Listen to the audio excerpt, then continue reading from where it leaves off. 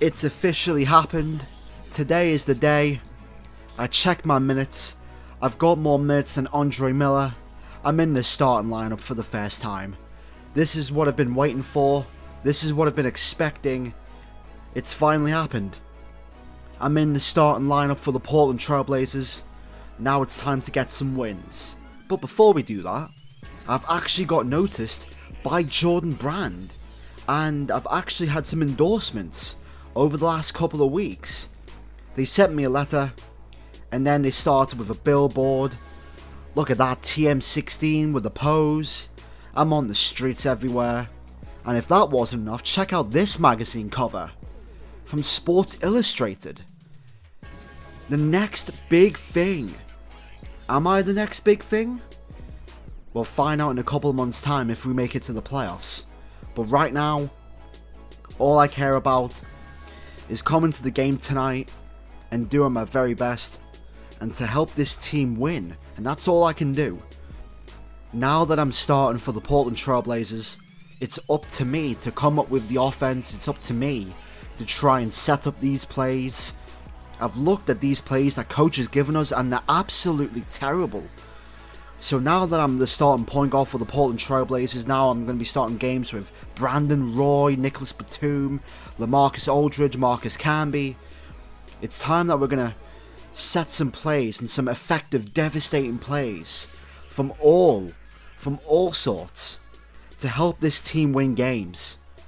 And if we can do that, I think we've got a good chance of winning the championship this year. There's me in the starting lineup. Obviously Batum's injured, so Rudy Fernandez is the starting small forward. So here we go. Energy Solutions Arena for a game against the Utah Jazz. Let's set up a play. 41 roll. This is going to be the first of many plays in this game. Simple pick and roll. LaMarcus Aldridge driving all the way to the rim for the first basket of the game. In this video, you're going to be seeing a lot of plays. And because I'm now the starting point guard, I'm going to now be experimenting with some plays, trying to see which plays work. Another inside pass to LaMarcus Aldridge from Brandon Roy gives us a 6-2 lead. But trust me, this game is one of the closer games that we'll have all this season. Look at that tomahawk slam all the way to the rim. Deron Williams literally just gave up the paint right there. He just literally just opened the gate and he just let me through. Brandon Roy misses that layup. He botches that layup, but he gets his own rebound. Rudy Fernandez with the jab step pass off to me on the outside. Tried to drive all the way and he can't do anything about the drive. And that's all the way to the basket. 14-4 run. And now, literally as we enter the second half of the first quarter, Nicholas Batum with the pump fake, foul, and one. We go out to an 18.8 lead.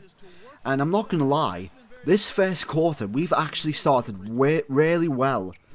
In this first quarter, we've actually nearly got a double-digit lead already on the Utah Jazz. And this play literally to close out the last seconds of the first quarter. Brandon Roy gives him a crossover step back jump shot. Just a little bit short, but that was one of the best first quarters that we've had all season long. And we're up by 9 as we enter the second. But the Jazz start to come back. As you can see, fadeaway jump shot right there. And now the game is down to literally 6 on the inbounds play. Brandon Roy trying to shake off his defender. But Andre Miller passed to Rudy Fernandez. Fernandez could have passed inside, but he got him with the pump fake there. Got the defender with the pump fake. And that's an easy drive to the inside. We need Brandon Roy more than ever before. Look at that layup. Contact on Raja Bell. And one. Play again for literally Brandon Roy. As the Jazz literally make some substitutions. And Brandon Roy converts the and one play just about. The ball nearly actually went out there. Marcus Camby. Literally been a defensive presence all season so far.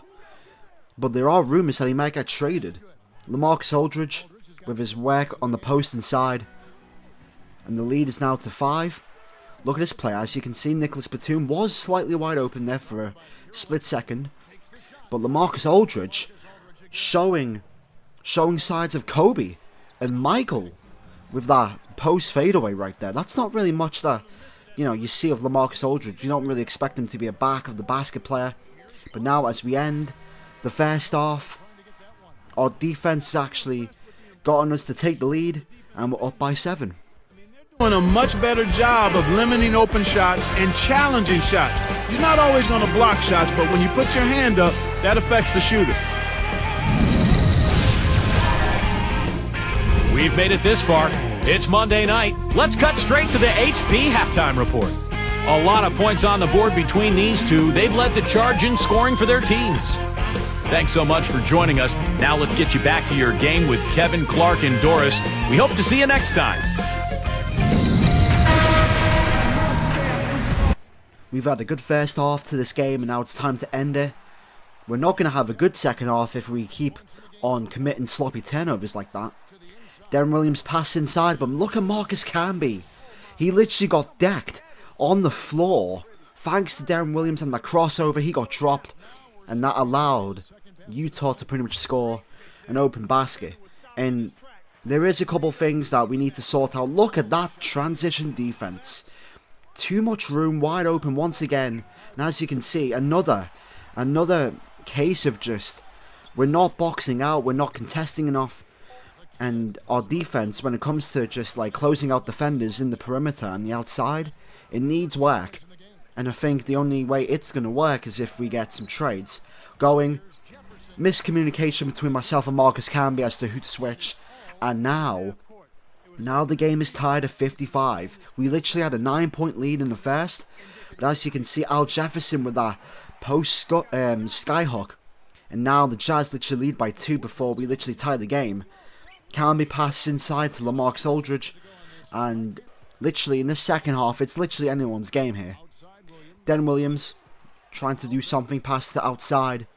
And that's another basket for Utah as the game is tied once again at 67. And the Jazz literally go on a 10-2 run in the last 2.5 minutes.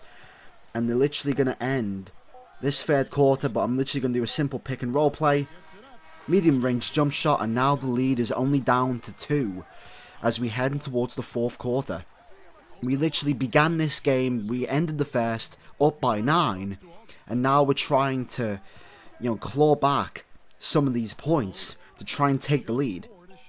Trying to find a wide open man. I thought it was Rudy Fernandez, but it's Brandon Roy for the swish.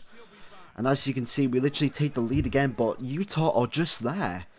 And yeah, that's always the case.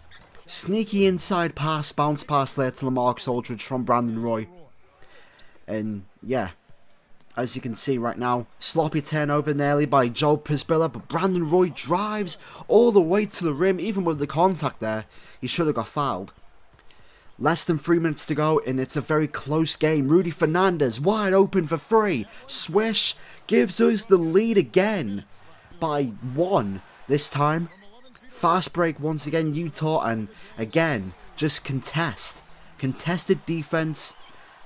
It's just non-existent, so we need to work on that as far as how we actually arrange our defense. And the Jazz go up there by 3, but with that jump shot, it's now by 1. Again, the sloppy defense, he's wide open for 3, he misses. So now we've got less than 30 seconds left until the end of the game, and we're down by 1. I'm calling a play, it's 42 roll, which requires literally Brandon Roy to drive left. I'm wide open for 3. I take the lead of this game. It's a 2-point game. They double team Brandon Roy, but I was literally wide open just about for me to pull up for 3. And I literally hadn't shot a 3 all game, and that 3 that I took gave us the lead. 5 seconds left. Who are they going to go to? Rudy Fernandez leaves his man wide open. It goes short. And we just about escape Utah with a 2-point win. The first half was a complete different story to the second half, but a win's a win. And as you can see, there's my stat line. 17 points, 1 rebound, 8 assists. A career high 8 assists. And yeah, as you can see, 8 for 14 field goals and 50% from the 3. Only made 1 for 2. And the one that I made was pretty much the one that we won with. Whew. That was a very close game. Coach has just indicated that you're now the starter at your position. How does it feel to have cracked that starting rotation? Well, it's great to be recognized like this, that's for sure. I have a lot of respect for Coach and what he does, and if he feels like I'm ready to start, then I'm going to do everything I can to prove him right. I can't wait for the next game.